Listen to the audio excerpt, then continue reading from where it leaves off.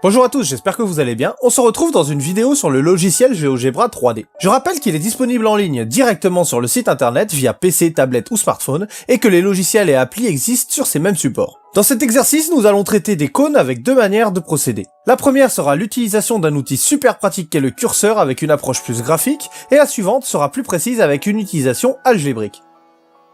Le premier exercice consiste simplement à créer un curseur avec comme valeur minimum 0, maximum 5 et une incrémentation de 0,1.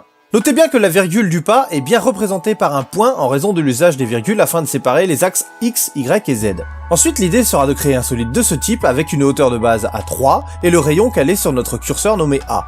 La dernière étape consistera à déplacer le curseur de manière à comprendre son utilité. Alors c'est parti pour la partie pratique.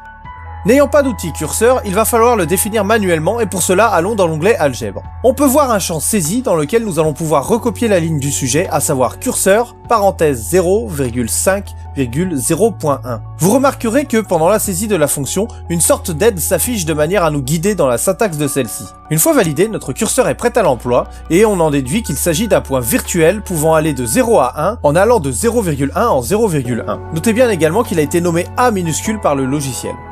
L'étape suivante étant de créer un cône à partir de tout ça, allons dans l'onglet Géométrie chercher dans la partie solide la figure souhaitée. Pour sa création, nous avons besoin de la hauteur et du rayon. Pour la hauteur, nous allons sélectionner de l'origine à la valeur 3 demandée dans le sujet. Le rayon nous est ensuite demandé et pour utiliser notre curseur, on va simplement taper son nom qui est, rappelez-vous, A minuscule.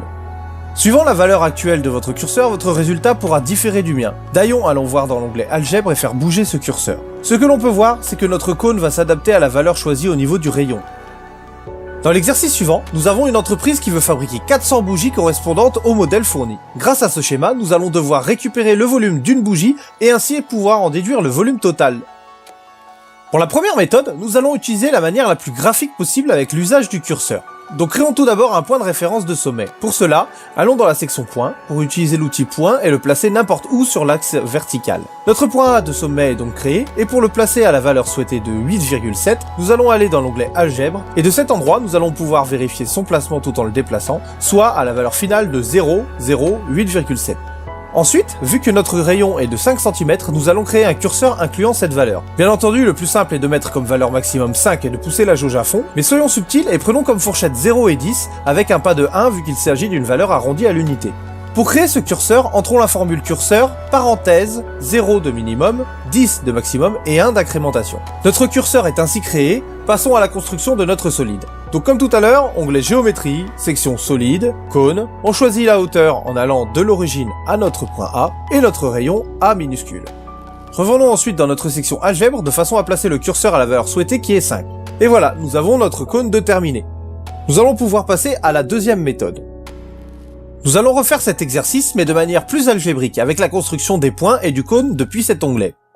Pour notre cône, nous avons besoin de 2 points pour la hauteur et d'un rayon. Toutes les valeurs étant données, nous n'utiliserons pas de curseur mais bel et bien les valeurs précises. Le premier point étant l'origine, nous allons créer en entrant dans le champ de saisie. La lettre du point ici O comme origine, suivie de égal et ses coordonnées qui seront 0, 0 et 0. Et voilà donc notre point O à l'origine des 3 axes.